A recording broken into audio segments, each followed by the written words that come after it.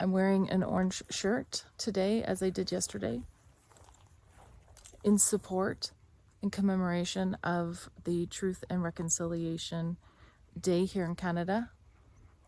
And the orange shirt came about during a conversation between Phyllis Webstad, a residential school survivor, who generations before her had gone to residential schools as well. She had shared this story with the Truth and Reconciliation Commission at the time. And she was explaining how her grandmother took her out to get some clothes for this first day of school at a residential school. And how she chose a shiny orange shirt and was very excited, being 6 years old, to go to this new school. And she also explained how when she arrived at the school, it was taken from her. And she was rightfully so upset and hurt and couldn't understand why this had happened to her. And it didn't matter. She never wore that shirt again. And the goal of residential schools was to remove any bit of culture or identity with a culture or a community or of an understanding of self prior to the residential school and their teachings.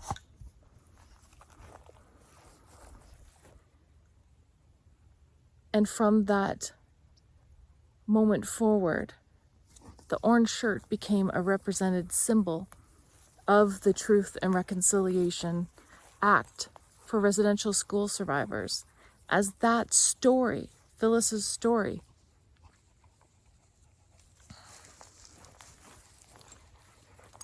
is not unusual. The horrifying stories that come from residential school survivors and their experiences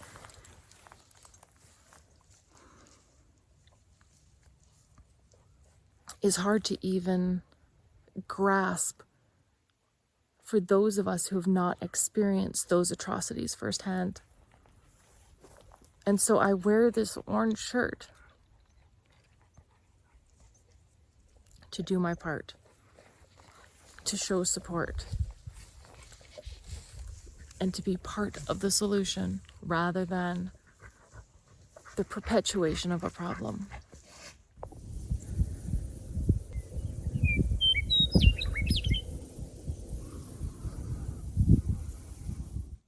Hi, and welcome back. I'm so glad that you popped in. Today is the 100th video. 100 videos, reaching my goal of 100 videos and 100 subscribers since I started this channel in April, mid-April of this year. So that's around 20 videos a month that I've been creating.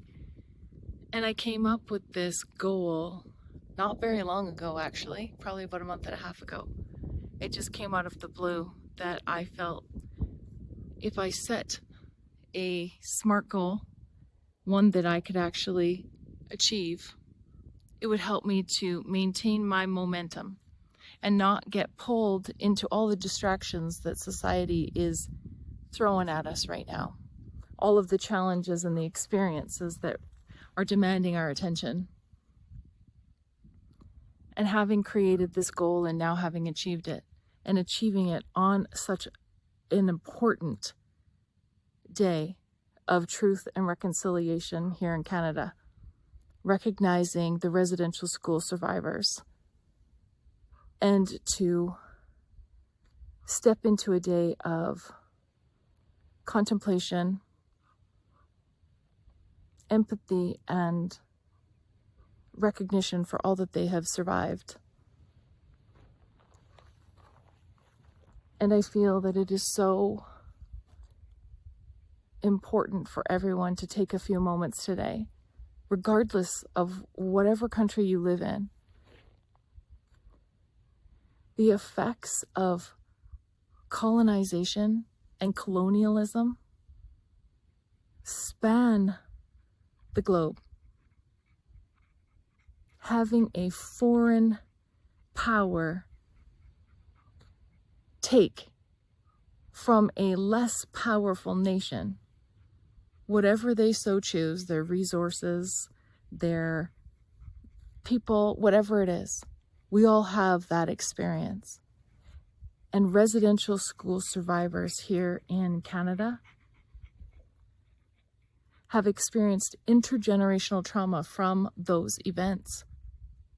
Centuries of methodical, calculated, inhumane treatment to reduce their power and effectiveness over their own land so that another could come in and to claim it for themselves. All the while vilifying Indigenous people.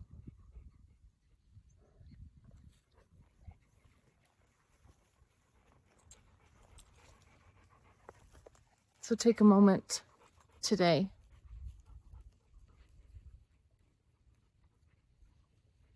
a quiet moment to be in nature and to reflect on the practices that you hold and how those practices and behaviors have impacted generations in the past, and how the generations in the past, their behavior has impacted you. And then what you're doing now will impact the future generations. And make some changes.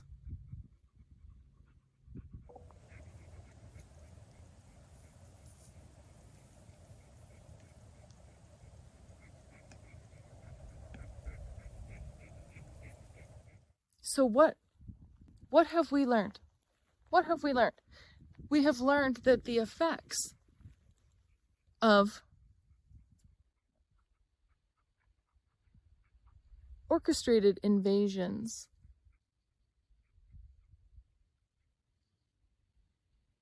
are intergenerational. Stealing people's children, which is what happened to Indigenous families. The last residential school in Canada did not close until 1996. That's not very long ago. And then to have all of the concerns and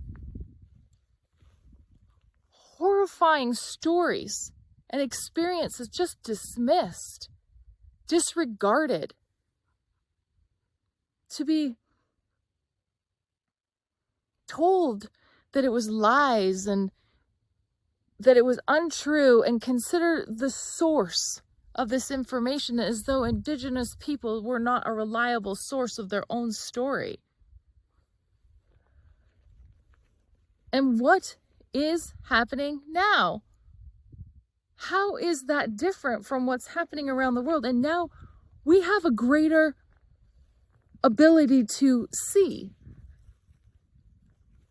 to communicate with one another, to recognize when we are being led down a path to vilify or sanctify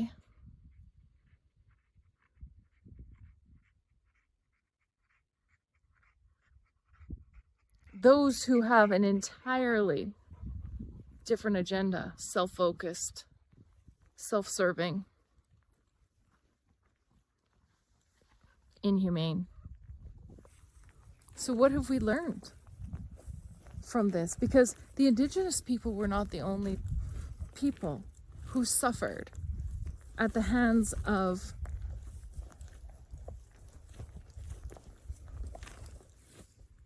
governing bodies, let's say it that way. The Canadian government and their treatment of Japanese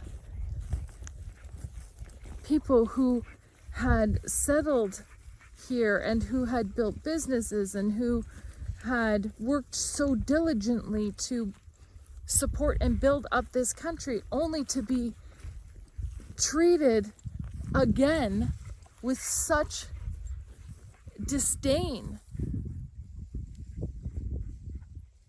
the common denominator of all of these things and things that I've been speaking about on this channel in different videos is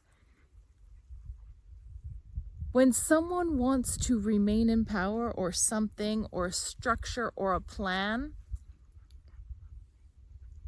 they don't want more people with power. They want people to be subservient, to be in positions where they have no ability to fight back. There's no recourse.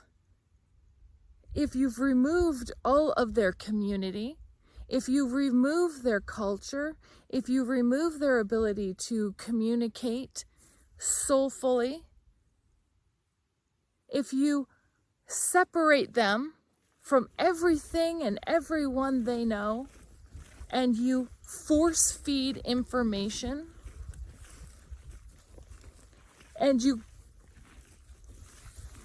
impose consequences, dire consequences, like the residential schools and the murdering of children, 215 of them here in Kamloops at least, all the while being told that that's not true. We're just, we're out here to save you.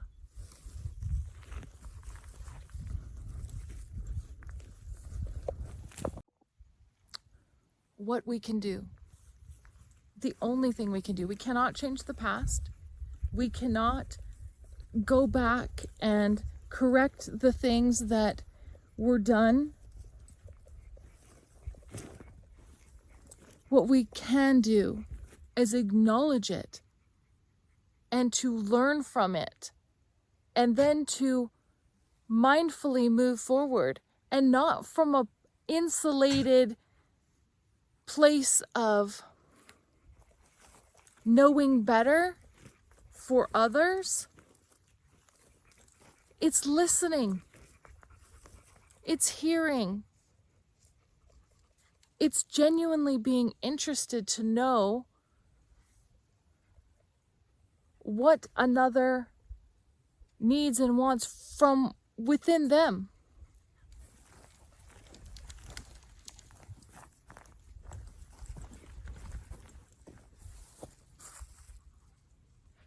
You cannot hurt someone and then tell them what makes them feel better. You just are continuing to hurt them by thinking that you know best.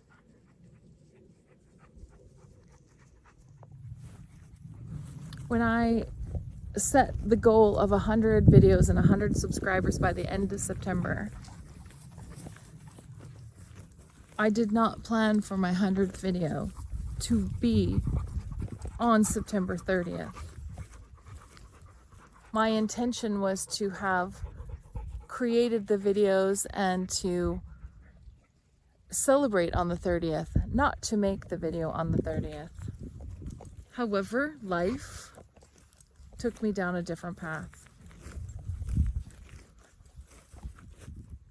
And now that I'm here making this video, on this day of truth and reconciliation for Canada, for the Indigenous peoples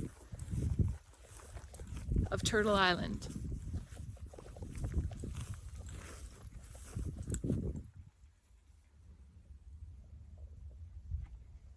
I feel that it was divinely guided.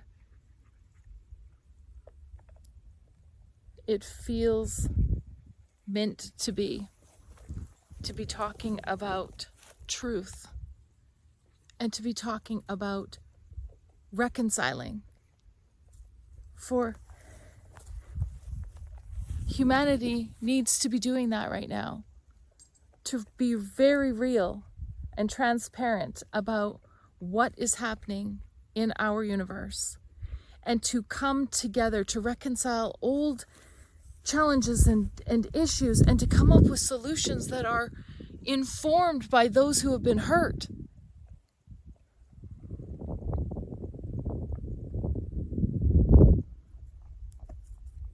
and that our empathy is stronger than our hatred.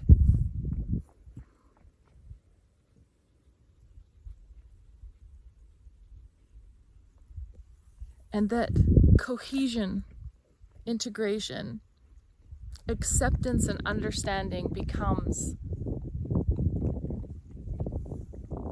the fuel that drives us forward.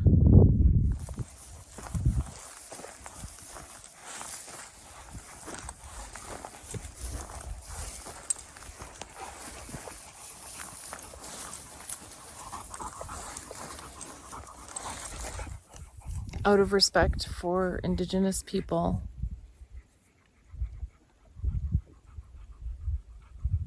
and the importance of this day,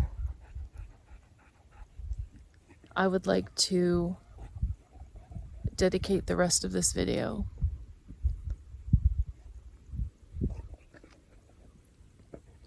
to all the survivors of intergenerational trauma, and to offer my continued efforts in reconciling what has been lost.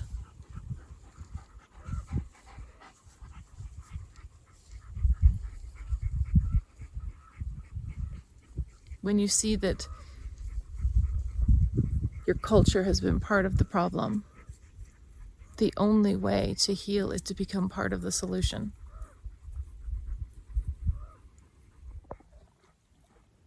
So thank you for being here on my 100th video, reaching my goal, and for engaging in these difficult conversations that it's necessary to have, that we look to our past to ensure that we are not recreating it in the now and for our future generations, that we have an awareness of the things that we need to do to make our existence worthwhile, and that our planet continues to exist. Thanks for watching, everyone.